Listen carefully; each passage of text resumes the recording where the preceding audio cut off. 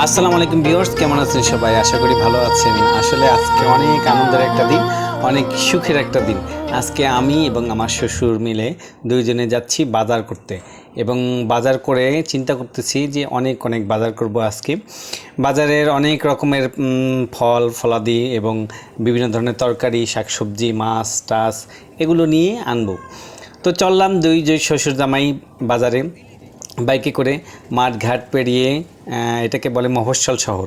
মফস্বল শহরের মাঠঘাট পেরিয়ে বিভিন্ন ধরনের যানবাহন দেখতে পাচ্ছেন আপনারা। এটা পেরিয়ে আমরা চলে যাচ্ছি বাজারে, মূল সড়কে, এবং চলে আসলাম অলরেডি বাজারে। আপনারা দেখতে পাচ্ছেন মফস্বল শহরের দোকানপাটগুলো কেমন হয়, গিঞ্জি এলাকায় হয় এবং চিপা চাপায় দেখেন বিভিন্ন ধরনের পণ্য পসরা সাজিয়ে রেখেছে দোকানদাররা।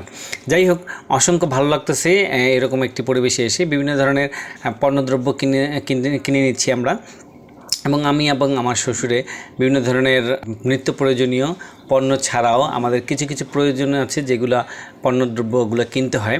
আমরা বিশেষ করে হার্ডওয়্যারের দোকানে গিয়েছি এবং এখানে কিছু দড়ি টড়ি কিনে নিয়ে আসছি। অবশেষে দড়ি কেনার পরে বিলও দিলাম এবং তারপরে আমরা চেয়েছিলাম যে আরও দোকানগুলোয় যাব। বিভিন্ন ধরনের শাকসবজি এবং বিভিন্ন ধরনের তরকারি আছে, বিভিন্ন ধরনের বাজার, মোট কথা অনেক বাজার, নিত্য প্রয়োজনীয় অনেক বাজার। এই দেখুন আমার মাথায় একটা পলিথিন ব্যাগ দেওয়া, কারণ এটা আমরা গুড়ি গুড়ি বৃষ্টি পড়তেছে এখানে। এই বাজারের মধ্যে গুড়ি গুড়ি বৃষ্টির কারণে দেখা যাচ্ছে ঠান্ডা সর্দি জ্বর যাতে না হয়, এই কারণে আমি মাথায় একটা পলি ব্যাগ বেঁধে রেখেছি। এটা আমার অনেক দিনের থেকেই একটা স্বভাব, কারণ সারা শরীর ভিজলে আমার সমস্যা হবে না, মাথাটা ভিজলে। এই দেখুন, তেল, নুন, চাল, ডাল যা আছে অনেক কিছু পণ্য আমরা কিনতেছি। এরপর চলে আসলাম সবজি বাজারে। সবজি বাজারে এসে দেখুন, আরে সর্বনাশ, সবজির যে দাম, সুবহানাল্লাহ, সবজির প্রচণ্ড দাম ছিল, কিন্তু বর্ষার কারণে সবজির দামটা একটু বেড়ে গিয়েছে যদিও, কিন্তু তারপরেও আমরা অনেক ক্রয় ক্ষমতার সাধ্যই ছিল। আমরা শসা টসা কিনেছি, কলা, বেগুন এবং এটার কী বলে কাঁকরোল, পটল, টমেটো সবগুলো কিনে আবার আমরা ব্যাক করলাম, বাড়ির দিকে রওনা হলাম। বাজার ঘাট পেরিয়ে আবার আমরা চলে আসলাম আমাদের সেই বাড়ির দিকে রওনা দিলাম বাজারঘাট করে। দেখুন অনেক সুন্দর একটি পরিবেশ চারিদিকে, আসলে ঘুরতে খুবই ভালো লেগেছে। আসলে হাস্যোজ্জ্বল চেহারাটা আমার আসলেই ভালো লেগেছে। আসলে আমি কি বলবো, ভাষায় প্রকাশ করতে পারতেছি না যে আবহাওয়াটা খুব সুইট ছিল এবং গ্রাম্য মফস্বল শহর তো খুব ভালো লাগছে। চলে আসলাম বাজারঘাট নিয়ে। আমার শাশুড়ি মা ব্যাগ খুলতেছে, ব্যাগ খুলে সে সকল প্রকারের দেখতেছে আমরা কি কি আনছি, কি কি বাজারঘাট করেছি। কয়েকটা ব্যাগে নিয়ে আমরা বাজার করেছি। আপাতত এগুলা কিছু কিছু ব্যাগ থেকে খুলতেছে। অনেক ব্যাগই আছে যেগুলো বাজার খুলেনি।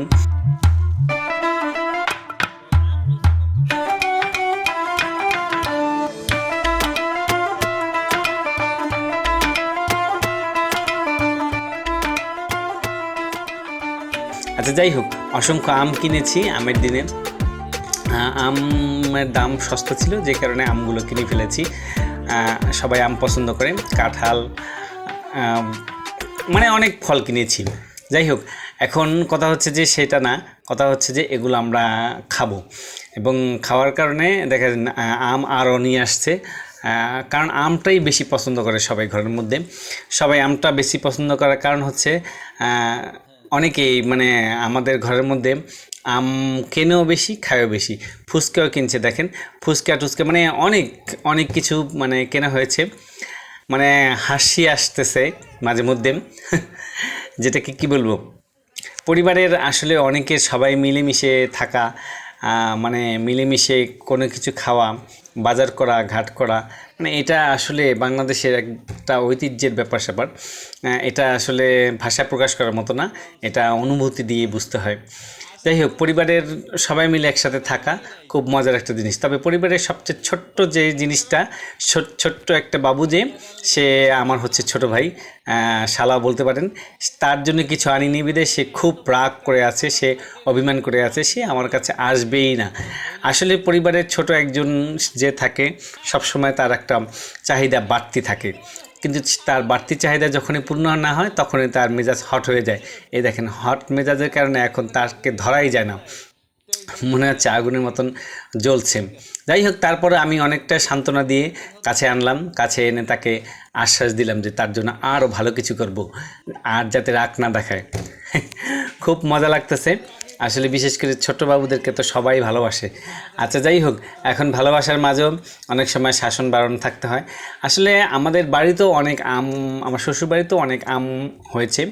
এই আমগুলো আপনারা দেখতে পাচ্ছেন, মানে গাছে গাছে আম। আসলে এই গাছের আমগুলো কেনা আমের থেকে মানে অনেক ভালো লাগে, যেই কারণে মানে এই গাছের আম আমি পারবো বিদায়, আমি হাত দিয়ে পারবো বিদায় আমার শ্বশুর শাশুড়ি রেখে দিয়েছে যে আজমির আসবে, আজমির হাত ধরে এই আমগুলো পারবে। এই জন্যে আমি এই আমগুলো আমার নিচে রেখে দিয়েছি, না হলে এই আমগুলো অনেক আগেই মানে পারা হয়ে যেত। যাই হোক, অসংখ্য ধন্যবাদ সবাইকে, আমার শ্বশুর শাশুড়িকে, কারণ তারা আমাকে প্রচণ্ড ভালোবাসে। কারণ আমি মানে আমি কি বলবো, যাই হোক, আমি আমি আসলে প্রাউডফুল আমার এই শ্বশুর শাশুড়িদেরকে নিয়ে। তারা অত্যন্ত ভালোবাসে আমাকে। এই তাদের ভালোবাসার কারণে আমার, বিশেষ করে তাদের ভালোবাসা পাওয়ার কারণেই আমার এই বাড়িতে আমি প্রায় সময় আসি এবং বেশি বেশি আসি। দেখুন, প্রত্যেকটা গাছে আম, প্রচণ্ড আম, প্রচুর আম, প্রত্যেকটা গাছে গাছেই থোকায় থোকায় আম ধরে আছে। এই আমগুলোর নাম অবশ্য সবগুলোই জানা যায় না। এই আমগুলোর নাম অনেকগুলো নাম আছে যেগুলো আমরা জানিও না। যাই হোক, আমের নাম জানি আর না জানি, তবে আমগুলো খেতে খুবই টেস্টি। এবং আমরা এই আমগুলো আমি প্রতি বছরই এসে খাই, এবং শুধু খাই না, এগুলো আমি মাঝে মধ্যে নিয়েও আসি, আমাদের বন্ধু মহলদেরকে দেই, খুব ভালো লাগে। এবং শুধু আম না, এখানে অনেক প্রকারের ফল আছে, লেবু, কামরাঙ্গা, তারপরে হচ্ছে এটাকে কি বলে, পেয়ারা, মানে অনেক অনেক ফল আছে আমার শ্বশুরবাড়িতে। মানে তারা ঘরের কাছে জায়গা আছে, ঢাকা শহরের মধ্যে এরকম একটি প্লেস আছে, খুব ভালো লাগতেছে তাদের এই মানে বৃক্ষরোপণ দেখে এবং বিভিন্ন ধরনের ফল।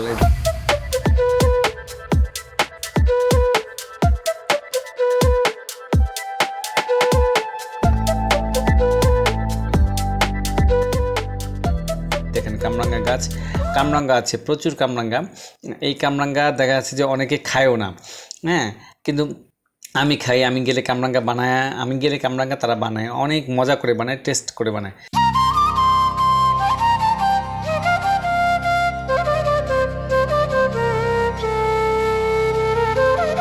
এই দেখুন, এটাকে বলে আমরুচ, আমরা বলি আমরুচ, অনেকে বলে, অনেকে অন্য নাম দেয়। কার কার এলাকায় কী নাম দেন এটা কমেন্টসে জানান। এবং শুধু আমরুচ নাই, দেখেন বেদানাও আছে।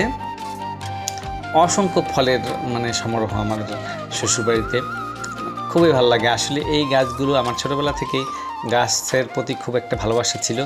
গাছ, পশু পাখির প্রতি সবারই ভালোবাসা থাকে, এটাই স্বাভাবিক, আমারও আছে সবার মতন। খুব ভালো লাগতেছে আসলে, আমি এই ভিডিওগুলো করে যে কি মজা পেয়েছি, এবং এই ভিডিওগুলার মানে আমি পুরা গ্রাম্য পরিবেশের মধ্যে ফিরে গিয়েছি। এই দেখেন, ঢাকা ইট পাথরের চার দেয়ালের মধ্যে ঢাকায় বন্দি থাকতে থাকতে আমরা মনে করবেন যে এই ঢাকার মধ্যেই যে একটা এই গ্রাম্য ফ্লেভার নিয়েছি। গাছ পাকা আম দেখেন কত মানে ভালো লাগতেছে, একদম পুরাটাই গ্রাম্য ফ্লেভার। আসলে অনেক ভালো লেগেছে আমার এবার আমার শ্বশুরবাড়ি এসে। আমার শ্বশুরবাড়িটা মানে যাই খাই না কেন, খাওয়ার চাইতে বেশি ভালো লেগেছে। এই দেখুন লতি, আসলে লতি কোটা খুবই কষ্ট, কচুর লতি, এই লতিগুলা কোটা খুবই কষ্ট। এই লতি কষ্টের কারণে হাস্যকর ব্যাপার আছে, এই লতিগুলো কোটা মানে কষ্টের কারণে অনেকেই করতে চায় না। এরপরে আমরা চলে আসলাম আরও মজা করার জন্য বাড়ির বাইরে। আমার যে ছোট ভাই আছে, আমার যেটাকে শালা, দেখেন চারিদিকে ঘুরে আর তিরিং বিরিং নাচ করতেছে, দৌড়াদৌড়ি করতেছে, খুবই মজা লাগতেছে। আসলে ওর জন্যই ঘরের মধ্যে পুরা মানে নীরবতা থাকতে পারে না। ও সারা দিন চঞ্চল করে, বাচ্চাদের কাজে এটা, চঞ্চল করে ঘরকে পুরা মাতিয়ে রাখা। ঘুরতে ঘুরতে দেখেন জোড়া আম পেলাম দুটোই পাকনা, দুটো আম পারলাম। আসলে আমের দিনে এসে যে কি মজা পেলাম, কারণ আম আর আম, আম আর আম, মানে চারিদিকেই শুধু আম। এই আমগুলো খেতেও খুব মজা, আসলে অনেক মিষ্টি, দেখতেও খুব ভালো লাগে। তাই আম ছাড়া কোনো বিকল্প নেই। আমার ছোট ভাই, সেও আমের পাগল। হ্যাঁ, আম পারলে তার মানে মনটা খুব খুশি হয়ে যায়।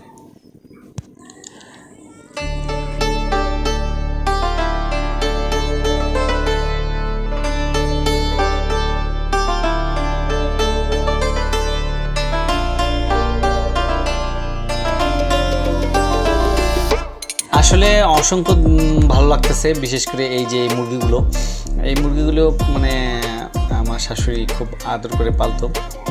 অনেকগুলো ডিম নিয়ে আসি, আসলে তাদের খোপে অনেকগুলো ডিম পাড়া থাকে, কিন্তু তারা অনেকে আনে না, আমি গিয়ে নিয়ে আসি বেশিরভাগ। খুবই ভালো লাগতেছে। এটা দেশি মুরগির ডিম, দামও কিন্তু ভালো, খেতেও মজা।